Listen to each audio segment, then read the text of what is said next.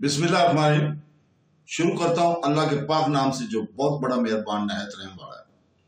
दोस्तों, बहनों, भाइयों, बुजुर्गों, अस्सलाम वालेकुम। सुल्तान सलाहुद्दीन अय्यूबी की मालूमाती वीडियो में 71 नंबर वीडियो में हम आज किला अमीद की फतह को जिक्र करेंगे। वाली हलब अमादुद्दीन ने अपने नुमाइंदे को सलाह डोडी के पास भेजा था और उसने सलाह डोडी का जवाब सुनकर वाली हलब ने हजियानी अंदाज में चीख उठे थे। इतना बड़ा फरेब और ऐसी बात कह दी। अमादुद्दीन की यह बेजारगी देखकर एक मुखलस अमीर तारक बिन मरवान ने वाली हलब को मशवरा देते हुए कहा, क्या आपको याद नहीं कि इन ईसाइयों ने सुल्तान मलिक साला और आपके सबसे बड़े भाई सैफुद्दीन मरहूम को भी इस तरह धोखा दिया था। अब एक ही सूरत है कि आप खुद अपनी वफादारी फौज को लेकर सलाहुद्दीन अय्यूबी का मुकाबले के लिए हलब से निकले। अगर खुदा न खास्ता किला अमीद पर दुश्मन का कब्जा हो गया तो फिर हलब का दफा और इस्तेकाम भी खतरे में पड़ सकता है। वाली हलब की औबाश और बुज़दिल उमरा ने अमीर तारक बिन मरवान की इस तजवीज़ की शिद्दत मुखालफत की। वो सब के सब इस कदर आराम तलब और तन आसान हो चुके थे कि इनके लिए मैदान जंग में खून बहाना तो बहुत दूर की बात है, वो तो पुरतैश साहिबानों से निकलकर तेज धूप में बर्दाश्त नहीं कर सकते थे।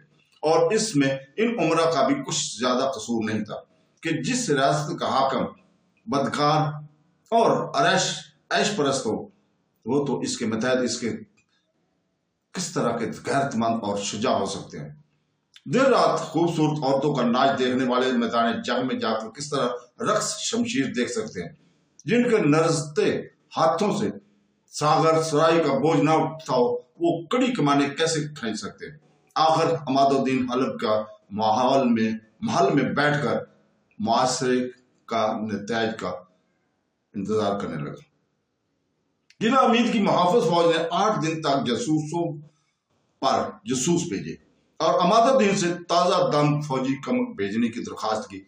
जवाब में वाली हलब अमीद के किलादार अमीर तुगरल को भी बेबस एक ही पैगाम भेजते रहे, तुम जवाब मर्दी के साथ दुश्मन के साथ मुकाबला करते रहो, मैं बहुत जल्द एक लश्कर जर्रार के साथ तुम्हारी मदद को आ पहुंचूंगा। ये सब झूठे वादे थे। हकीकतन अमादुद्दीन में इतनी हिम्मत ही नहीं थी कि वो खुले मैदान में सुल्तान सलाहुद्दीन अय्यूबी का मुकाबला कर सके।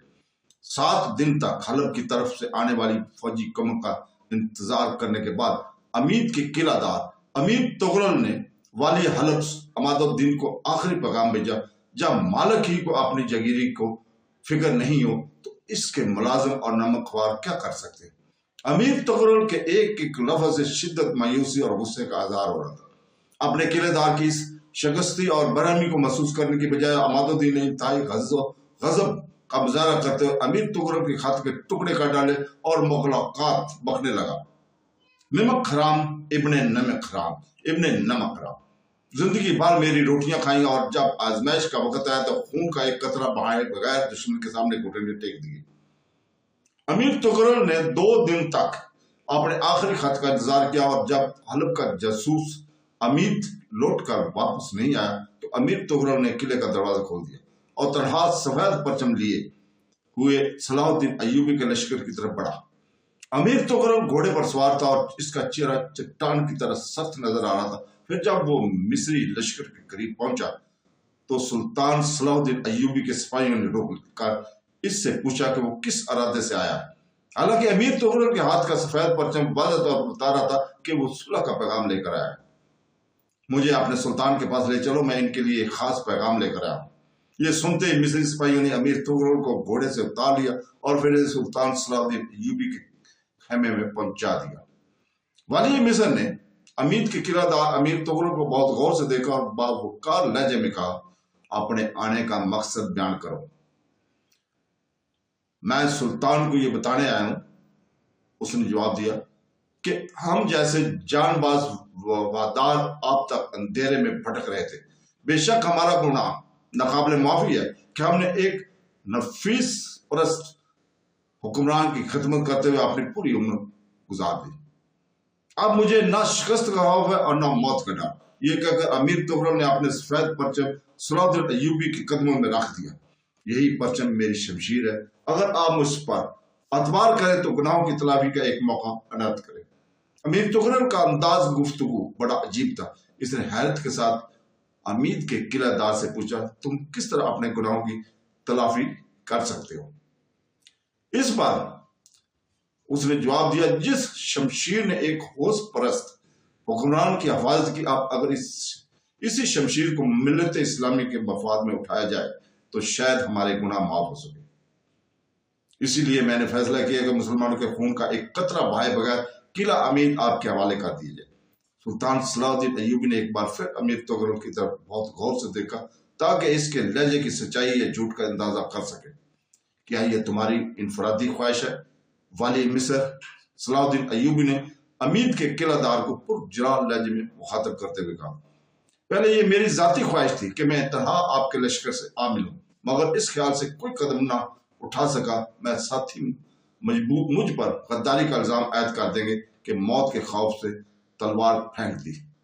یہ اس نے جواب دیا، کیا اب تمہارے ساتھی تم پر غداری کا الزام عائد نہیں کریں گے؟ سلطان صلاح الدین ایوبی نے امیر تغرل سے ایک اور سوال کر ڈالا، اب قلعے کے دوسرے سپاہی بھی میرے ہم نوا ہیں، آپ بلا خوف اور خطر قلعے میں داخل ہو جائیں۔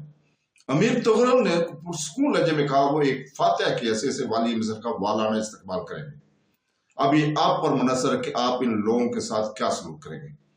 امید کا ایک ایک شہری اور ایک ایک سپاہی والی حلب عماد الدین سے سخت نالا ہے۔ اہل شہر سلطان عادل کے زمانے کو یاد کر کے بہت روتے ہیں۔ اگر آپ انہیں ان کا گمشدہ ماضی لوٹا دیں تو وہ دل و جان سے آپ کی اطاعت و فرما برداری کریں گے۔ بس یہی وہ راز تھا جو آپ کو بتانا چاہتا تھا، شاید اس طرح میرے گناہوں کا کفارہ ادا ہو جائے۔ یہ کہہ کر امید کا قلعہ دار امیر تغرل خاموش ہو گیا۔ سلطان صلاح الدین ایوبی کچھ دیر تک اس شخص کی طرف دیکھتا رہا جسے ایک عمر کے بعد اپنی گمراہی کا احساس ہوا تھا، اور پھر اس کے قدم اچانک سیدھے راستے کی طرف اٹھ گئے تھے۔ والی مصر سلطان صلاح الدین ایوبی اپنی مجاہدانہ زندگی کے دوران مسلمانوں کے ہاتھوں بڑے فریب کھائے تھے، اس لیے اسے امیر تغرل کی گفتگو پر یقین کرنے میں کچھ دیر لگی۔ اگر تم اور تمہارے ساتھی اپنے گناہوں کا کفارہ ادا کرنا چاہتے ہیں تو میں تمہیں تمہاری شمشیر واپس کرتا ہوں۔ یہ کہہ کر سلطان صلاح الدین ایوبی نے اپنے پیروں میں رکھا ہوا پرچم، سفید پرچم اٹھا کر امیر تغرل کی طرف بڑھاتے ہوئے کہا کہ ایک مجاہد کو ہر حال میں مجاہد ہی رہنا چاہیے۔ والی مصر کا یہ طرز عمل دیکھ کر امیر تغرل کی آنکھوں میں آنسو آ گئے۔ پھر اس نے سلطان صلاح الدین ایوبی کے ہاتھ کو بوسہ دیتے ہوئے کہا، بے شک ملت اسلامی کی قیادت آپ ہی کو زیب دیتی ہے۔ پھر سلطان صلاح الدین ایوبی کے لشکر نے امیر تغرل کو سفید پرچم لیے ہوئے قلعے کی طرف جاتے ہوئے دیکھا، اور کوئی نہیں جانتا تھا کہ امید کے قلعہ دار اور والی مصر کے درمیان کیا بات ہوئی چیت ہوئی ہے۔ تمام سپاہی حیرت اور استعجاب کے ساتھ امیر تغرل کو گھوڑے پر سوار واپس جاتے ہوئے دیکھ رہے تھے۔ سفید پرچم بدستور اس کے ہاتھ میں لہرا رہا تھا۔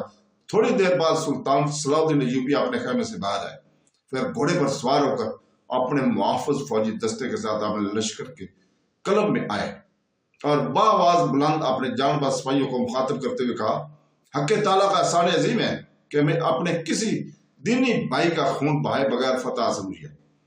مصری سپاہیوں نے بڑی حیرت سے یہ مسرت انگیز خبر سنی۔ پھر فوجیوں کے ہجوم میں سے ایک سپاہی نے بآواز بلند کہا، امیر محترم، کہیں یہ دشمن کی کوئی چال تو نہیں؟ کچھ دیر پہلے قلعہ دار امیر تغرل میرے پاس آیا تھا، اور وہ ہمارا دشمن نہیں بلکہ ایک سچا اور گہرا دوست ہے۔ سلطان صلاح الدین ایوبی نے اپنے سپاہی کے سوال کا جواب دیتے ہوئے کہا، اور اگر خدا نہ خواستہ کوئی مکارانہ چال ہوئی تو پھر ہماری شمشیر آزاد ہے۔ اس مختصر سے تقریر کے بعد سلطان صلاح الدین ایوبی نے اپنا گھوڑا آگے بڑھایا اور باقی لشکر کو پیچھے آنے کا حکم دیا۔ کچھ دیر بعد سلطان صلاح الدین ایوبی اپنے ہراول دستے کے ساتھ قلعے کے دروازے کے عین مقابل موجود تھا۔ پھر دیکھتے ہی دیکھتے قلعہ امید کا دروازہ کھلا اور سب سے پہلے امیر تغرل باہر آیا اور گھوڑے پر سوار تھا۔ اس نے آتے ہی سپاہانہ انداز میں سلطان صلاح الدین ایوبی کو سلامی پیش کی اور پھر انتہائی گرم جوشی کے لہجے میں کہا، سلطان محترم کو یہ شاندار فتح مبارک ہو، قلعے کے اندر تشریف لے چلے کہ میرے سپاہی مجاہد اسلام کے دیدار کے لیے بے چین ہے۔ امیر تغرل کی بات ختم ہوتے ہی سلطان صلاح الدین ایوبی کا فوجی دستہ سب سے پہلے قلعہ امید کے دروازے پر داخل ہوا۔ والی مصر اپنے سپاہیوں کے درمیان میں تھا، اس کے پیچھے باقی لشکر آہستہ آہستہ اس کے ساتھ قلعے میں داخل ہو رہا تھا۔ وہ ایک عجیب منظر تھا۔ قلعے کے طویل اور عریض میدان میں امیر تغرل کے 5000 سپاہی جمع تھے۔ جیسے ہی ان فوجیوں کی نظر سلطان صلاح الدین ایوبی کے چہرے پر پڑی تو پورا قلعہ اللہ اکبر کے نعروں سے گونج اٹھا۔ جواب میں سلطان صلاح الدین ایوبی اور اس کے پورے لشکر نے اپنے اللہ کی کبرائی بیان کی۔ اس کے بعد امیر تغرل کی تمام فوج نے نہایت جوش عقیدت کے ساتھ سلطان صلاح الدین ایوبی کو سلامی پیش کی۔ اس کے ساتھ ہی سلطان صلاح الدین ایوبی کو امیر تغرل کی مکمل وفاداری کا یقین اس وقت آیا جب امید کے قلعہ نے والی مصر کو ان خفیہ تہہ خانوں تک پہنچا دیا جو دینار و درم، سیم و زرع اور قیمتی جوہرات سے بھرے ہوئے تھے۔ اس کے علاوہ جو سب سے نادر شے صلاح الدین ایوبی کے ہاتھ آئے وہ 10 لاکھ کتابوں پر مشتمل ایک عظیم الشان کتب خانہ تھا۔ والی مصر نے یہ کتب خانہ اس وقت کے ایک بہت بڑے عالم قاضی فاضل کے حوالے کر دیا۔ قاضی صاحب نے منتخب کتابیں 70 اونٹوں پر لدوا کر مصر بھجوا دی۔